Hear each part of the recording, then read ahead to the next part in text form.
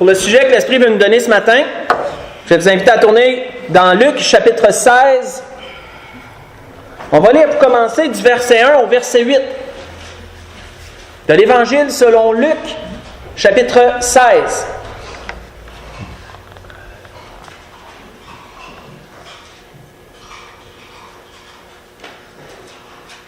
On voit une parabole que le Seigneur a amenée, et le Seigneur, lorsqu'il apportait une parabole, avait toujours en vue une logique après. Il y avait toujours une morale à cette histoire, aux paraboles qu'il amenait.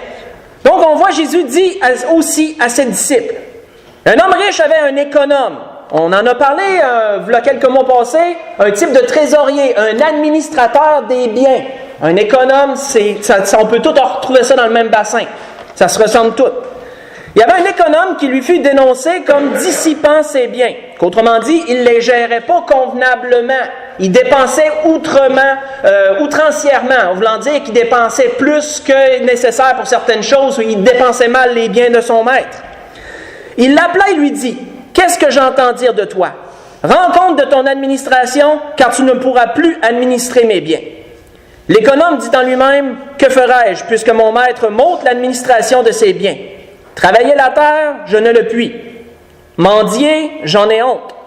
Je sais ce que je ferai, pour qu'il y ait des gens qui me reçoivent dans leur maison quand je serai destitué de mon emploi. Donc, pour ne pas me retrouver dans la rue, je sais ce que je vais faire afin d'avoir des gens qui seront favorables à mon égard lorsque j'aurai plus de travail, en d'autres mots. Il est donc dit, et faisant venir des débiteurs de son maître, des gens qui devaient des biens, il dit au premier, « Combien dois-tu à mon maître? » « 100 mesures d'huile, répondit-il. Et il lui dit, « Prends ton billet, assieds-toi vite et écris 50. Donc tu dois la moitié mien, la moitié moins que ce que tu devais. » On voit que par la suite, il me dit à un autre, « Et toi, combien dois-tu? » 100 mesures de blé, répondit-il. Et il lui dit, « Prends ton billet et écris 80. » Et là, au verset 8, il nous est dit, « Le maître loua l'économe infidèle de ce qu'il avait agi en homme avisé. » Donc, on comprend quoi? Le maître en est venu à savoir les manigances que son économe avait fait avant d'être destitué de son emploi. Puis au lieu de le réprimander, il l'a félicité d'un certain sens. Il a félicité sa vivacité d'esprit et sa capacité de préparer son après, autrement dit. De la façon qu'il a agi, il préparait son départ. Et même s'il a trompé son maître encore plus dans cette fin, le maître l'a loué de la façon qu'il avait agi. Pas que le maître était content de ce qui était arrivé, pas qu'il était content de s'avoir fait voler, mais c'était la moralité derrière ça que le maître approuvait. Donc, par rapport à cette parabole que le Seigneur a amenée, la suite est une morale. Il est dit, « Car les enfants de ce siècle sont plus avisés à l'égard de leurs semblables que le sont les enfants de la lumière. » Ça, c'est pas élogieux pour nous autres. Ce que le Seigneur disait, les païens sont plus avisés à l'égard de leurs semblables que les enfants de la lumière. C'est qui ça? C'est les sauvés. Qu'autrement dit, entre eux, ils s'entraident, ils se donnent encore plus que les enfants de la lumière. Donc, ça, c'est pas très bon pour nous. Et le Seigneur disait par la suite, « Et moi, je vous dis, et cette phrase, frères et sœurs, est vraiment le clou du message, c'est vraiment le départ du message de ce matin. Ça va nous amener dans une dimension qui semble hors contexte, mais qui est en relation avec ce qu'on vient de lire, d'une façon qu'on a de la misère à imaginer. Il dit, « Et moi je vous dis, faites-vous des amis avec les richesses injustes, pour qu'ils vous reçoivent dans les tabernacles éternels, quand elles viendront à vous manquer. » On va arrêter là. La tournure de cette phrase est peu commune. Avant que le Seigneur m'en donne la révélation, ça fait des années que j'arrête sur cette phrase. Comme certains d'entre vous, on arrête toujours à m'amener sur quelque chose, puis on ne le comprend pas, jusqu'à ce que le Seigneur nous le donne de le comprendre. J'ai retourné cette phrase dans ma tête des centaines de fois au fil du temps. Qu'est-ce que le Seigneur voulait bien dire par là? Parce que la phrase en elle-même, vous en conviendrez, est un peu floue. Ce que le Seigneur a voulu dire, faites-vous des amis avec les richesses injustes. Les richesses injustes, ce sont les biens d'ici-bas. Ce sont les biens temporels, ce sont les richesses injustes. Faites-vous des amis avec ça. Pensez à l'économe infidèle qui s'est fait des amis avec les biens de son maître. Il s'est préparé, il a préparé son après. Il a fait du bien aux autres afin que les autres le reçoivent. Par la suite, faites-vous des amis avec les richesses injustes pour qu'il vous reçoive dans les tabernacles éternels. Les tabernacles éternels, c'est l'après-vie. On parle de après la mort ici, là. Tabernacle éternel après la mort, et même on pourrait dire la résurrection des justes, règne de 1000 ans, etc.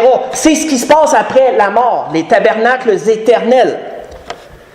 Afin, faites-vous des amis avec les richesses injustes pour qu'ils vous reçoivent dans les tabernacles éternels quand elles viendront à vous manquer. Elle en parlant des richesses temporelles, elle en parlant du fait que tu meurs et que là, qu'est-ce qui se passe après?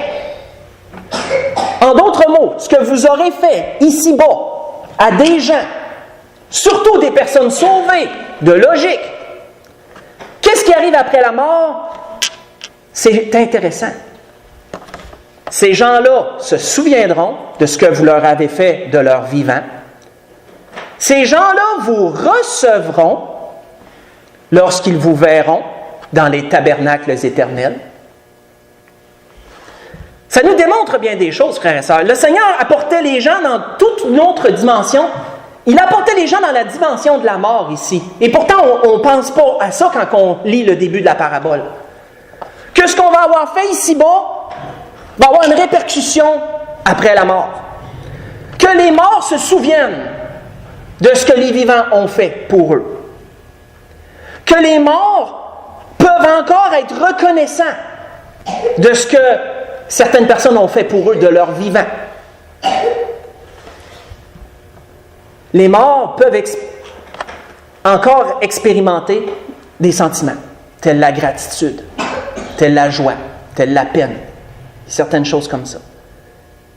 Et lorsque l'Esprit m'a accordé la grâce de comprendre ce verset qui est très profond, parce que le Seigneur apportait par la suite celui qui est fidèle dans les moindres et celui qui est fidèle dans les grandes, comment que le Seigneur va confier des choses à ceux qui sont fidèles dans les petites choses, il va pouvoir lui ordonner les véritables. Qu'autrement dit, dans cette vie-ci, ce que nous faisons a beaucoup plus de répercussions que nous pensons dans l'avenir. Mais la question sur laquelle l'Esprit m'a arrêté, et quand j'ai étudié, je ne pensais vraiment pas que l'Esprit s'en allait là, c'est qu'est-ce qu'on expérimente après la mort? Qu'est-ce que les morts expérimentent? Et vous allez voir que c'est assez profond. On va aller assez loin. Qu'est-ce qui se passe après la mort? Et frères et sœurs, ce message que l'Esprit veut nous donner ce matin, comme je vous disais, qui est peu commun, vous démontre que le pasteur ne choisit pas ce qu'il prêche. C'est ma fête aujourd'hui. Je célèbre mon entrée chez les vivants et je vous apporte un message sur la mort. Donc, voyez-vous que c'est assez paradoxal. Mais c'est ce que le Seigneur m'a mis à cœur. C'est ce que le Seigneur m'a donné pour l'Église. Donc, la question, qu'est-ce que les morts expérimentent après le décès? Premièrement, parlons de la mort elle-même. Job nous dit une chose sur la mort en disant « Car je le sais, disait-il à Dieu, tu me mènes à la mort, au rendez-vous de tous les vivants. » Voyez ça dans Job 30, verset 23. Qu'est-ce qu'un rendez-vous, frères et sœurs, selon le dictionnaire? Un lieu où l'on doit se rendre. La mort est le rendez-vous de tous les vivants. Si nous ne sommes pas enlevés tout de suite par l'enlèvement de l'Église, nous aurons tous à expérimenter la mort. Nous avons tous un rendez-vous. Et vous savez qu'il y a certains rendez-vous qu'on peut esquiver, qu'on peut essayer de manquer. On ne veut pas les avoir, ces rendez-vous-là. Mais il y en a d'autres qu'on ne peut pas manquer. La mort est un rendez-vous qu'on ne peut pas manquer. Ce n'est pas un rendez-vous qu'on est capable de repousser ou comment je pourrais dire, de contourner. C'est un rendez-vous qui viendra tous nous atteindre si l'enlèvement de l'Église ne survient pas. Avant. C'est un rendez-vous. Et vous savez, généralement, quand on a un rendez-vous, c'est pour rencontrer quelqu'un. Généralement, on n'a pas un rendez-vous pour rien. On ne se rend pas quelque part pour rien. Il y a quelqu'un à rencontrer. Comme le prophète Amos le disait, « Ô Israël, prépare-toi à la rencontre de ton Dieu. » On a tous une préparation à faire, on a tous un rendez-vous un jour. Pourquoi la mort est-elle là? Ça, c'est des questions. On commence tranquillement, avant d'embarquer plus profondément. Comme nous le savons, le Seigneur avait dit quelque chose, un jour l'Éternel plutôt, qui est le même, mais l'Éternel avait dit ceci à Adam, après sa désobéissance. Il avait dit à l'homme, puisque tu as écouté la voix de ta femme, que tu as mangé de l'arbre au sujet duquel je t'avais donné cet ordre, tu n'en mangeras point. Le sol sera maudit à cause de toi. C'est à force de peine que tu en tireras ta nourriture tous les jours de ta vie. Il te produira des épines, des ronces. Tu en mangeras l'herbe des champs. C'est à la sueur de ton visage que tu mangeras du pain, jusqu'à ce que tu retournes dans la poussière, dans la terre d'où tu as été pris, car tu es poussière et tu retourneras poussière. Voyez cela dans la Genèse, chapitre 3, verset 17 jusqu'au verset 19. La femme expérimente en son corps sa désobéissance. Si elle a des inconvénients au niveau menstruel, si elle a des douleurs au niveau de l'enfantement, si les hormones travaillent beaucoup dans une certaine période de son cycle, c'est un rappel de ce qui est arrivé dans la Genèse, de la façon qu'elle a désobéi à Dieu en présentant à l'homme quelque chose de défendu. Mes frères et sœurs, si la terre expérimente la douleur, si les êtres humains expérimentent la maladie et la mort, c'est un rappel à l'homme de sa désobéissance à lui. Du fait qu'il a désobéi à un ordre direct venant de Dieu, parce que la femme n'avait pas reçu l'ordre directement de Dieu, elle l'avait reçu de l'homme, qui lui l'avait transmis. Dieu l'avait transmis à l'homme, elle l'avait reçu de l'homme, mais l'homme lui avait reçu directement de la bouche de Dieu l'ordre. Et donc la répercussion est beaucoup plus grande et beaucoup plus vaste. Et toute cette douleur, toute cette maladie rappelle à l'homme ce qui est arrivé à la base, la désobéissance du premier homme sur cette terre. Et si nous expérimentons tous la mort, et si nous avons tous rendez-vous, c'est à cause de l'homme. C'est à cause de sa désobéissance, à lui. C'est à cause du péché qu'on a un rendez-vous avec la mort. Tous et chacun. On voit qu'il est donné aux hommes de mourir une seule fois, comme l'auteur d'Hébreux le disait. Mourir une seule fois, après quoi vient le jugement. On a tous un rendez-vous, mais le rendez-vous sera différent pour certains groupes de gens comme pour d'autres. Quand nous continuons dans Luc chapitre 16, parce que Luc, c'est un peu le chapitre de la mort, pour appeler ça comme ça, on voit à partir du verset 19 une histoire que le Seigneur rapporte pour démontrer beaucoup de choses. C'est la référence de base pour ce qui est après la mort. Et nous allons la lire. Dans Luc chapitre 16 toujours, mais à partir du verset 19. Le Seigneur nous dit, « Il y avait un homme riche qui était vêtu de pourpre et de fin lin et qui chaque jour menait joyeuse et brillante vie. » En voulant dire qu'il y avait la prospérité, l'abondance, tout allait bien pour lui. Il rayonnait auprès des gens, un peu comme les stars de ce monde ou un peu comme les hommes immobiliers, les magnats, des hommes riches qui ont des fortunes, un peu comme ça, brillante et joyeuse vie à tous les jours. Un pauvre nommé Lazare était couché à sa porte, couvert d'ulcères, désireux de se rassasier des miettes qui tombaient de la table du riche. Et même les chiens venaient encore lécher ses ulcères. Le pauvre mourut, il fut porté par les anges dans le sein d'Abraham, qui autrefois était dans le séjour des morts, côtoyant la fosse, qui est appelée aussi l'abîme de feu. Les deux étaient côte à côte dans le séjour des morts. Donc, il fut porté par les anges dans le sein d'Abraham. Et le riche mourut aussi, il fut enseveli. Dans le séjour des morts, il leva les yeux, et tandis qu'il était en proie au tourment, il n'était pas au même endroit que l'autre. Il était dans la fosse, et l'autre était dans le sein d'Abraham. Il s'écria, « Père Abraham, aie pitié de moi, et envoie Lazare pour qu'il trempe le bout de son doigt dans l'eau, et me rafraîchisse la langue, car je souffre cruellement dans cette flamme. » Abraham répondit, « Mon enfant, souviens-toi que tu as reçu tes biens pendant ta vie, et que Lazare a eu les maux pendant la sienne. Maintenant, il est ici, consolé, et toi, tu souffres. D'ailleurs, il y a entre nous et vous un grand abîme, afin que ceux qui voudraient passer d'ici vers vous, ou de là vers nous, ne puissent le faire. » Le riche dit, « Je te prie donc, Père Abraham, d'envoyer Lazare dans la maison de mon père, car j'ai 5 frères.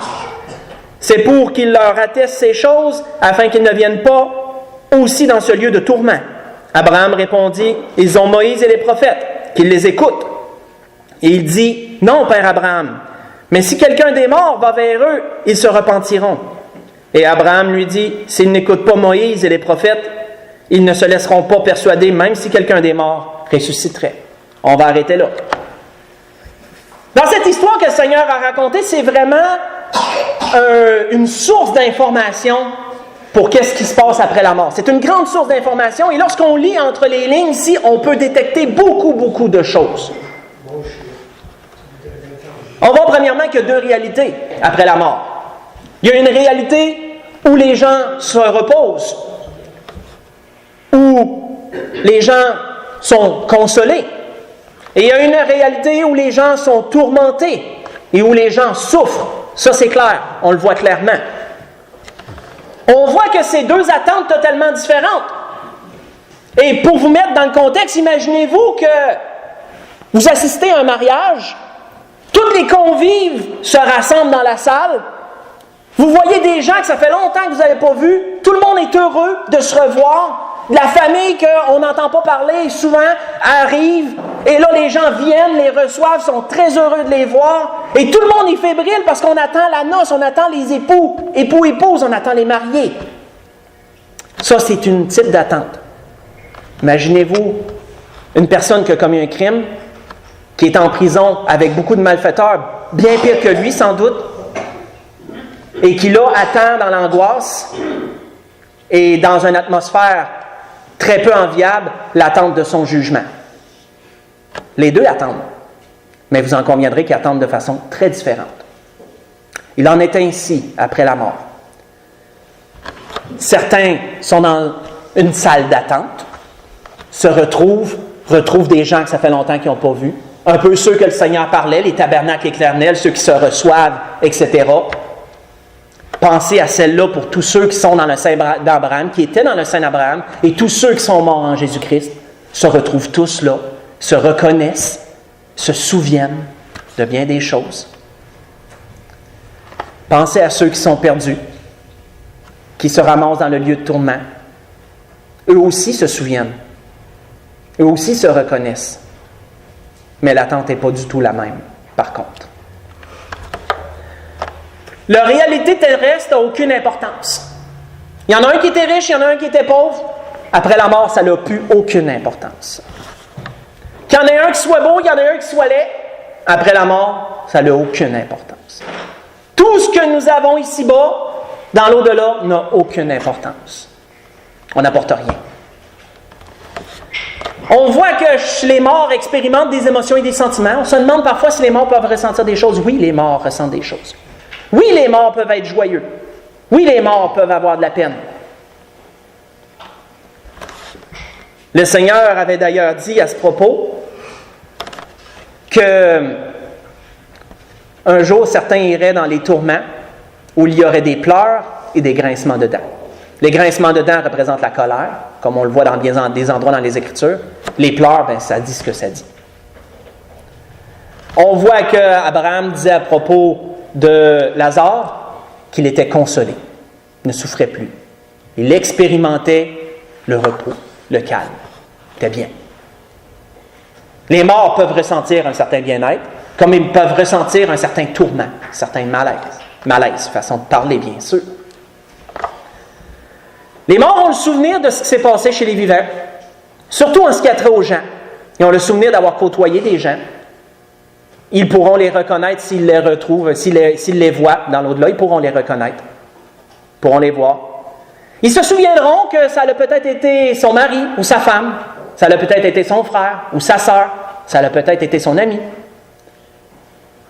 Mais, quoi qu'ils se souviennent du lien qu'il y avait sur la terre, ce lien-là est rompu par la mort.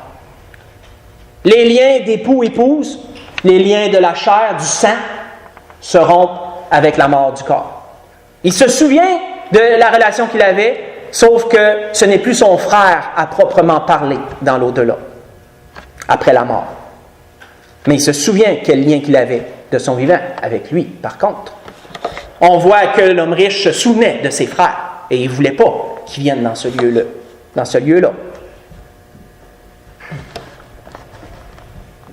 Beaucoup de choses, frères et sœurs, que nous pourrions dire à propos des morts, de ce qu'ils expérimentent. Souvenons-nous ce que le Seigneur avait dit un jour aux Sadducéens, qui ont voulu le prendre en défaut, et qui lui ont monté une histoire de cette femme, de cet homme qui avait eu tous la même femme et qu'après ça, cette femme était morte et qu'ils lui ont dit, Seigneur, à la résurrection, de qui va être-elle la femme? Parce qu'elle les a eues toutes comme mari. Les Sadducéens pensaient prendre le Seigneur en défaut, mais ce que le Seigneur leur avait répondu en rapport avec ça, Jésus leur répondit, vous êtes dans l'erreur, parce que vous ne comprenez ni les Écritures, ni la puissance de Dieu, leur avait-il dit. Car à la résurrection, les hommes ne prendront point de femmes. Comprenons, frères et sœurs, qu'après la mort, lorsqu'il y aura la résurrection des corps pour les sauver, comme pour ceux qui iront à l'étang de feu, à la seconde mort, comme il est dit, il n'y a plus question de mari ou de femme, il n'y a plus question de frère ou de sœur dans la chair. Pourquoi? Parce que ces liens-là meurent avec le corps, tout simplement. Il n'y a plus question de cela. Le Seigneur disait, ils seront comme les anges dans le ciel, disait le Seigneur. Ils seront comme les anges dans le ciel. Vous voyez ça dans Matthieu chapitre 22, versets 29 et verset 30, comme référence. Autre question.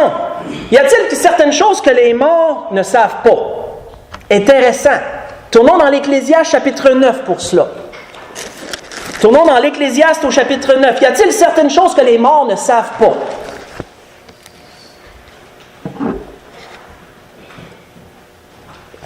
On a parlé de ce qu'ils savent, on a parlé de ce qu'ils se souviennent, de ce qu'ils expérimentent. Y a-t-il des choses que les morts ne savent pas? Salomon en parle dans l'Ecclésiaste de ce sujet. Dans l'Ecclésiaste chapitre 9, verset 1 au verset 5. Il nous est dit, « Oui, j'ai appliqué mon cœur à tout cela. J'ai fait tout cela, de tout cela l'objet de mon examen. J'ai vu que les justes et les sages et leurs travaux sont dans les mains de Dieu. L'amour aussi bien que la haine. Les hommes ne savent rien, tout est devant eux. Tout arrive également à tous. Un même sort pour le juste, un même sort pour le méchant. Pour celui qui est bon et pur, et pour celui qui est impur. Pour celui qui sacrifie, et pour celui qui ne sacrifie pas. Il en est du bon comme du pécheur, de celui qui jure comme de celui qui craint de jurer. Ceci est un mal parmi tout ce qui se fait sous le soleil, c'est qu'il y a pour tous un même sort. » Là, Salomon embarque la mort en ligne de compte dans tout ça. « Aussi, le cœur des fils de l'homme est-il plein de méchanceté, et la folie est dans leur cœur pendant leur vie, après quoi ils vont chez les morts. Car qui est excepté? Disait-il. Pour tous ceux qui vivent, il y a de l'espérance. Même un chien vivant vaut mieux qu'un lion mort. On voit une comparaison. Un lion, c'est beaucoup plus gros, beaucoup plus féroce, beaucoup plus fort. Mais s'il est mort, il n'y a plus de force, il n'y a plus rien. Mais un chien qui est peut-être plus chétif, plus faible, il est encore vivant. Il y a de l'espérance pour lui. Qu'est-ce qu'il est dit? Les vivants, en effet, savent qu'ils mourront, mais notez la fin de ce verset. Mais les morts ne savent rien. Ça, on va développer. Il y a pour eux plus de salaire puisque leur mémoire est oubliée. Pourtant, frères et sœurs, on vient de parler de ce que les morts se souviennent.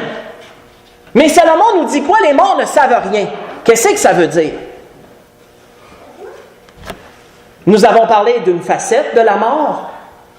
L'autre facette est en rapport avec les vivants. Est-ce que les morts savent ce qui se passe chez les vivants? Est-ce que les morts sont capables de voir encore ce qui se passe chez les vivants?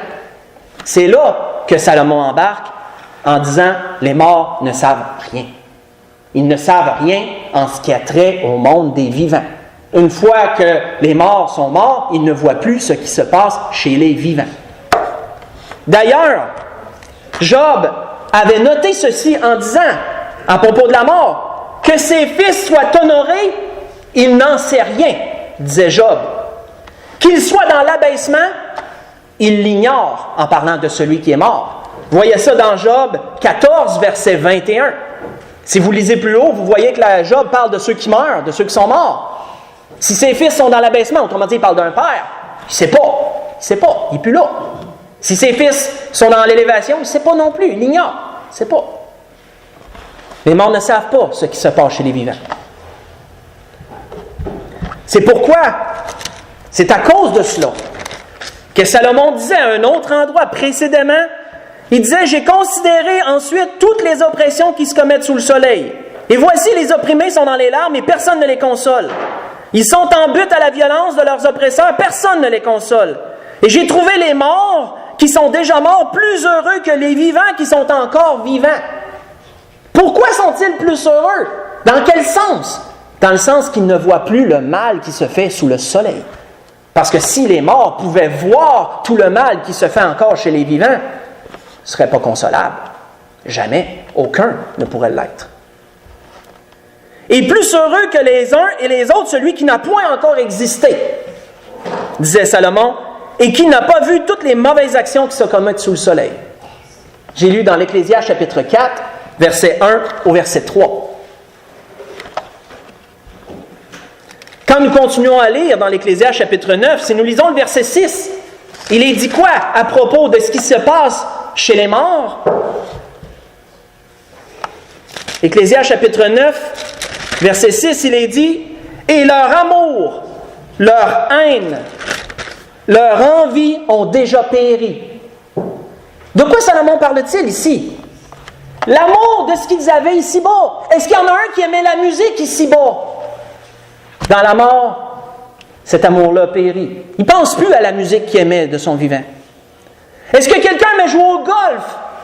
Dans l'au-delà, ça n'a plus aucune importance. Il ne pensera plus à « Ah oui, j'aimais ça aller jouer au golf quand le soleil était lumineux, puis que là, je potais. » Puis leur amour, leur haine, leur envie, les passions qu'il y avait ici-bas, les choses par lesquelles ils couraient, dans l'au-delà, tout ça, ça périt avec le corps, tout ça. Mais notez qu'ils se souviennent des gens, par contre. Ils se souviennent des gens. Et ils n'auront plus jamais aucune part de tout ce qui se fait sous le soleil. Ils ne reviendront pas pour les expérimenter à nouveau, en d'autres mots. Et au verset 10, il est dit quoi? Dans l'Ecclésiaste chapitre 9, verset 10, « Tout ce que ta main trouve à faire avec ta force, fais-le. Car il n'y a aucune œuvre, ni pensée, ni science, ni sagesse dans le séjour des morts, où tu t'en vas. » Ici, on acquiert la sagesse afin d'éviter de commettre des erreurs, afin de vivre plus convenablement. On acquiert l'intelligence ici, parce que ça va nous servir au courant de notre vie. Mais est-ce qu'après la mort, ces choses sont encore nécessaires? Pouvons-nous encore acquérir de la sagesse une fois morts? Pouvons-nous acquérir plus d'intelligence une fois morts? Absolument pas. Toutes ces choses-là ne servent à rien dans l'au-delà.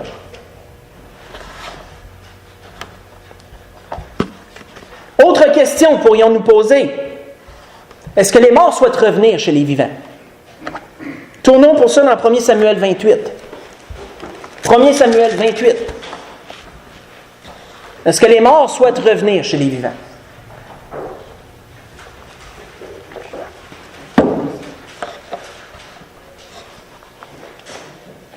« 1 Samuel 28, on va voir une expérience. Ici, on va voir un roi qui a fait une certaine chose qu'on va lire, et on va voir qu'est-ce que ça l'a amené. Il y a des détails intéressants qui nous disent des choses ici.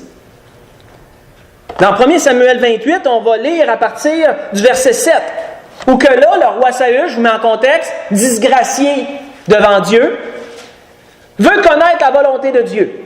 Il essaie de la connaître par l'Urim, il essaie de la connaître par les prophètes, il essaie de la connaître par tous les moyens possibles. Dieu ne lui parle plus. Dieu ne lui répond pas. Et là, le roi Saül fait ce qu'il avait proscrit, ce qui était proscrit devant Dieu de faire. Il décide de trouver une personne qui parle avec les morts. Parce qu'il veut savoir quelque chose. On voit qu'à partir du verset 7, Saül dit à ses serviteurs, « Cherchez-moi une femme qui évoque les morts et j'irai la consulter. » Ses serviteurs lui dirent, « Voici, en Endor, il y a une femme qui évoque les morts. » Alors Saül se déguisa, prit d'autres vêtements, il partit avec les deux hommes. Ils arrivèrent de nuit chez la femme. Saül lui dit, « Prie, dis-moi l'avenir en évoquant un mort, et fais-moi monter celui que je te dirai. » Le séjour des morts, frères et sœurs, dans la parole, c'est un sujet intéressant lorsqu'on l'étudie, a toujours rapport avec ce qui est bas. D'ailleurs, le mot enfer, infernum, veut dire régions inférieures. L'enfer est toujours décrit, le séjour des morts, est toujours décrit comme un lieu qui est en bas, et le ciel est toujours décrit comme un lieu qui est en haut, selon la parole. Et notez que Saül a dit, « Fais-moi remonter celui que je te dirai. » Fais-moi remonter celui que je te dirai. On voit que, je ferme cette parenthèse, on voit qu'il est dit par la suite, la femme dit, « Qui veux-tu que je te fasse monter? » Il répondit, « Fais-moi monter Samuel. » Lorsque la femme vit Samuel, elle poussa un grand cri et elle dit à Saül, « Pourquoi m'as-tu trompé? Tu es Saül. » Le roi lui dit, « Ne crains rien, mais que vois-tu? » La femme dit à Saül, « Je vois un Dieu qui monte de la terre. » Il lui dit, « Quelle figure a-t-il? » Elle répondit, « C'est un vieillard qui monte et il est enveloppé d'un manteau. » Et Saül comprit que c'était Samuel. Il s'inclina le visage contre terre et se prosterna. Samuel est dérangé du lieu où il était. Il est dérangé du sein d'Abraham où il se reposait. Et lorsqu'il est convié de force, notez ce qu'il va dire. Au verset suivant, Samuel dit à Saül, « Pourquoi m'as-tu troublé? Pourquoi m'as-tu troublé en me faisant monter? » Et là, Saül lui explique la raison pour laquelle il a fait ça et tout. Et Samuel dit, « Ça ne t'a servi absolument à rien. Si Dieu ne t'a pas répondu, pourquoi moi? Comment moi je pourrais te répondre plus que Dieu? » Ça ne lui a servi absolument à rien. Mais notez ce que Samuel a dit. « Pourquoi m'as-tu troublé? » Comprenons bien. Qu'est-ce que ça veut dire, troubler, selon le dictionnaire? Qui éprouve de l'agitation, soit au niveau de l'âme ou de l'esprit. Pensez, frères et sœurs, à... Vous êtes couchés. Vous êtes enveloppés. Il fait peut-être froid dehors, je ne le sais pas. Mais vous êtes bien dans votre lit. Vous êtes paisible, vous êtes calme, c'est doux, les draps sont chauds. Vous ne voulez pas vous lever de là. Mais là, le cadran sonne. Ou il y a quelqu'un qui vous dérange. Est-ce que ça vous tente de vous lever? Est-ce que ça vous tente de vous sortir de là? Non. Vous êtes bien. Les morts, pour ceux qui étaient dans le sein d'Abraham, étaient bien. Ils étaient dans un certain calme, fini les agitations de la vie et des vivants, fini le poids de la chair, fini les tourments qu'apporte la chair, fini les rendez-vous, fini les inquiétudes, fini les questionnements, fini tout ce que les vivants expérimentent en somme. Il était dans la paix, il a dit à Saül, « Pourquoi m'as-tu troublé? Pourquoi es-tu venu agiter mon repos? » En d'autres mots. Ceux qui mourraient, selon l'alliance de la circoncision d'Abraham, en espérance du Messie à venir, se retrouvaient tous dans le sein d'Abraham. Ceux qui mouraient en dehors de ces liens allaient dans la fosse. Ceux qui meurent en Jésus-Christ se retrouvent tous auprès de lui dans le ciel. Et souvenons-nous qu'il est dit dans l'Éphésiens chapitre 4, verset 7 au verset 10, que le Seigneur est descendu dans les régions inférieures et qu'il en a remonté les captifs. Le Seigneur a déménagé, si on pourrait expliquer ça comme ça, le sein d'Abraham, et il l'a amené auprès de lui dans le ciel, de sorte qu'il y a un seul lieu maintenant pour tous. Ceux qui étaient avant Jésus-Christ et ceux qui sont après Jésus-Christ sont tous dans un même lieu maintenant, qui n'est plus en enfer, qui n'est plus dans les régions inférieures, qui n'est plus dans le séjour des morts, mais qui est auprès du Seigneur dans le ciel.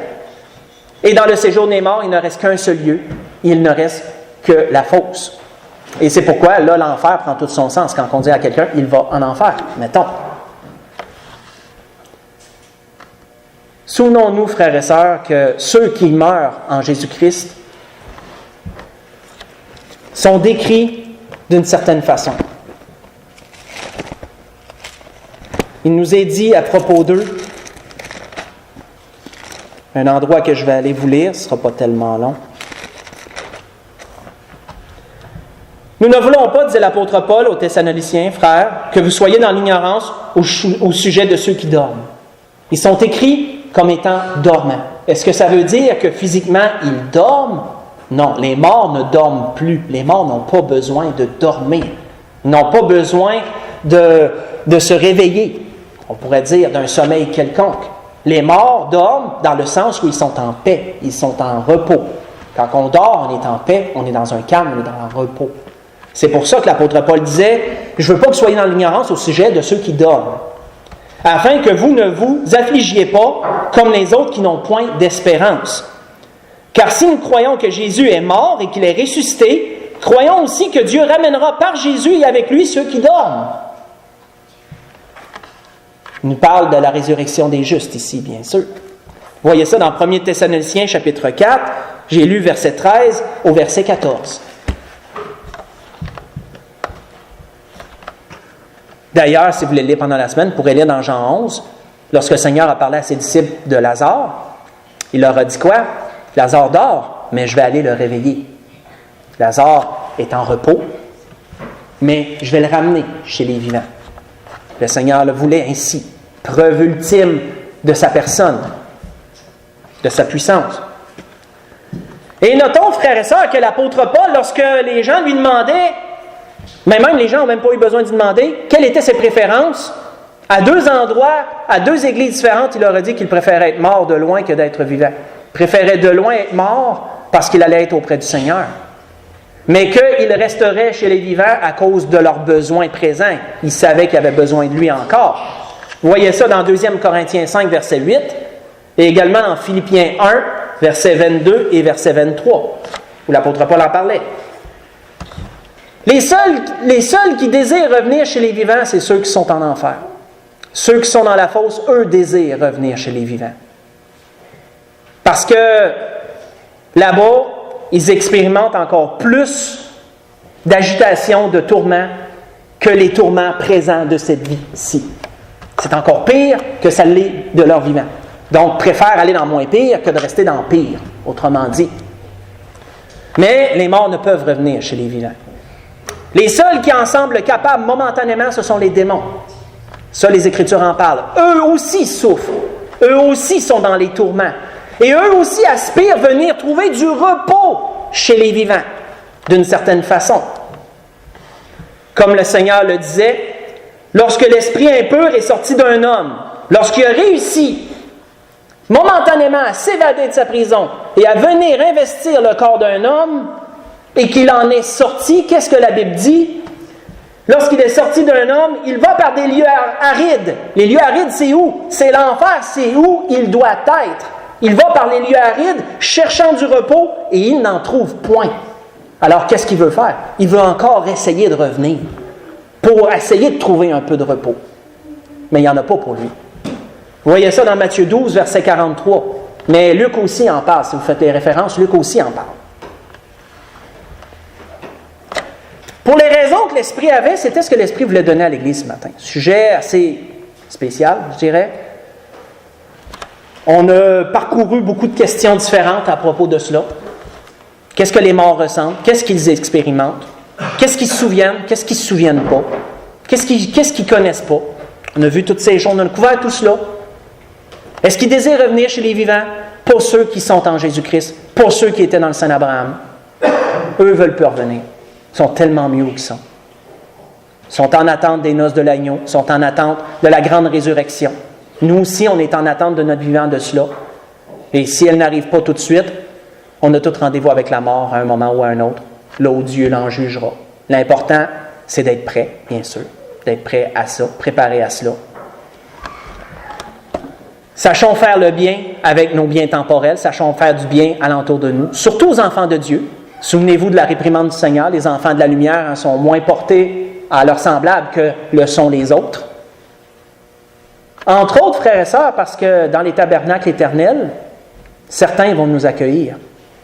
Un frère dans le Seigneur à qui on a fait beaucoup de bien et qui, lui, est dans son lieu d'attente, nous, on meurt, et il voit qu'on est là, il viendra nous accueillir. C'est assez particulier.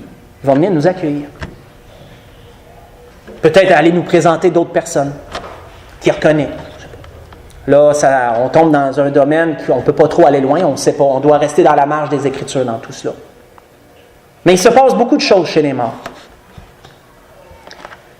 Qui doivent être heureux? Conclu comme ça. Tournons dans l'Apocalypse chapitre 14 pour conclure ce que l'Esprit a voulu nous donner ce matin. Qui doit être heureux? On va terminer comme ça.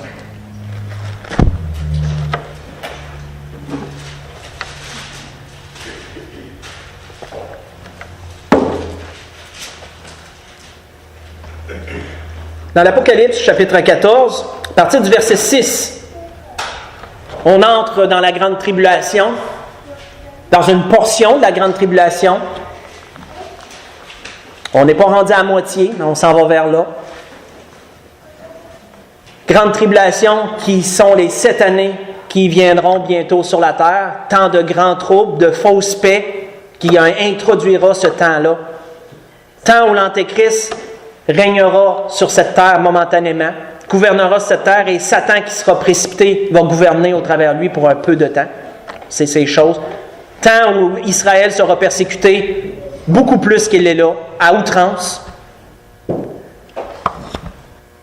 Temps où ceux qui sont restés auront à donner physiquement leur vie afin de pouvoir être sauvés. Parce qu'ils n'ont pas su la donner de leur vivant, ils devront la donner physiquement à ce temps-là. Temps où les élus, ceux parmi les Juifs, les 144 000 qui auront cru au témoignage du Seigneur, qui seront demeurés pour un certain temps, eux aussi se retrouveront avec le Seigneur. Et temps où finalement, tous ces gens reviendront avec le Seigneur régner ici-bas sur la terre pour le règne de 1000 ans. Introduire le règne de 1000 ans et faire terminer le règne de Satan et d'Antéchrist. Mais là où on lit, on n'est pas rendu à mi-chemin encore, il est dit, je vis un autre ange, à partir du verset 6, qui volait au milieu du ciel. Il avait un évangile éternel pour l'annoncer aux habitants de la terre, à toute nation, à toute tribu, à toute langue et à tout peuple. Et il disait d'une voix forte, craignez Dieu et donnez-lui gloire, car l'heure de son jugement est venue. Adorez celui qui a fait le ciel, la terre, la mer, les sources d'eau. Un second ange suivit, en disant, elle est tombée, Babylone la grande, qui a abreuvé toutes les nations du vin de la fureur de son impudicité. Nous croyons que c'est Rome, nous croyons que c'est le Vatican, c'est tout ce que cela représente. La grande prostituée, Babylone, c'est ce que la majeure partie des croyants croient en ce sens. Il est mentionné en autre endroit qu'elle est sur cette montagne, comme Rome est la seule ville au monde à être bâtie sur cette montagne. Nous croyons que l'allusion est claire dans ce sens. Elle tombera un jour, parce qu'elle a été dans les temps passés la mère de toutes les prostitutions. De Rome vient la religion catholique, de Rome vient à peu près toutes les fausses croyances. On voit qu'il est dit par la suite, un autre, troisième ange, les suivit en disant d'une voix forte, « Si quelqu'un adore la bête et son image, et reçoit une marque sur son front, sur sa main. » Souvenez-vous du 666, on en a parlé dernièrement. La vision spirituelle du 666, si vous vous souvenez de ces choses. Mais là, il nous parle d'un point de vue physique, qu'on croit être la puce subcutanée, qui est une représentation un peu de la domination, que les gens acceptent volontairement, la domination des hommes sur eux au lieu de Dieu, rejettent Dieu et acceptent l'homme comme étant son Dieu, autrement dit. C'est ce que ça représente un peu, la puce subcutanée, et tout ce que ça va amener. On voit qu'il est dit dans ces choses, « Il boira lui aussi du vin de la fureur de Dieu versé sans mélange dans la coupe de sa colère. » Dans la fin de la grande tribulation, colère de Dieu, inimaginable qui va s'abattre sur la terre. Les fléaux qui vont être là à ce moment-là seront terribles. Et il sera tourmenté dans le feu et le soufre, en parlant de la seconde mort, devant les saints anges et devant l'agneau. Et la fumée de leur tourment monte au siècle des siècles. Ils n'ont de repos ni jour ni nuit, ceux qui adorent la bête et son image, et quiconque reçoit la marque de son nom. C'est ici la persévérance des saints, qui gardent les commandements de Dieu et la foi de Jésus. Et j'ai entendu du ciel une voix qui disait, « Écris heureux, dès à présent, les morts qui meurent dans le Seigneur. » Nous pouvons dire aujourd'hui, frères et sœurs, heureux ceux qui meurent dans le Seigneur. On peut attribuer cette phrase à aujourd'hui, à présentement aussi. Encore heureux ceux qui ont donné leur vie à Jésus et qui sont demeurés sous la grâce de Dieu jusqu'à la fin. Comme l'apôtre Paul le disait à un endroit, il dit « Désormais, la couronne de vie m'est réservée. » Il ne pouvait pas le dire avant. Il ne savait pas. Il voulait persévérer jusqu'à la fin. Mais à la fin, lorsqu'il était pour expier son dernier souffle, là, il a pu dire « Désormais, je me suis rendu au bout, j'ai gardé la foi, avait-il dit. J'ai achevé la course. » Heureux ces gens qui meurent dans le Seigneur. Pourquoi? Oui, dit l'Esprit, afin qu'ils se reposent de leurs travaux, car leurs œuvres les suivent. Revenez à ce que le Seigneur avait dit à propos de l'économe infidèle, des tabernacles éternels, etc. Leurs œuvres les suivent. Les trésors aussi dans le ciel que le Seigneur nous exhorte à ramasser. Toutes ces choses forment un tout. L'héritage des sanctifiés, toutes ces choses forment un tout. Leurs œuvres les suivent. La grâce que je nous souhaite à tous, dans toutes ces choses que l'Esprit a voulu nous donner ce matin, la mort fait peur, mais on est en Jésus-Christ, on persévère, pas avoir peur de la mort. Au contraire, elle sera une délivrance. Je ne dis pas qu'on doit se la donner nous-mêmes, on n'a pas le droit. C'est Dieu qui donne cette délivrance. On n'a pas le droit de se la donner nous-mêmes, ça. On attend le temps de Dieu. Mais dans toutes ces choses, ne craignons pas la mort comme les gens qui sont ignorants la craignent. Et sachons, frères et sœurs, qu'il y a, pour ceux qui sont en Jésus-Christ, beaucoup de repos. Mais frères et sœurs, souvenons-nous la commission de l'Église, la raison pour laquelle l'Église est là. Témoigner un évangile éternel, parce qu'il y en a qui vont souffrir après la mort. Il y en a qui souffrent déjà, et il y en a qui sont encore vivants, qui vont souffrir après la mort, parce qu'ils n'ont pas la grâce d'être sauvés par notre Seigneur Jésus-Christ. Continuons à témoigner, à avoir ce vif désir de parler du Seigneur, parce que c'est notre responsabilité à chacun d'en arracher le plus grand nombre. Le Seigneur les connaissant déjà d'avance. C'est la grâce que je nous souhaite à tous. On peut se lever pour le dernier cantique.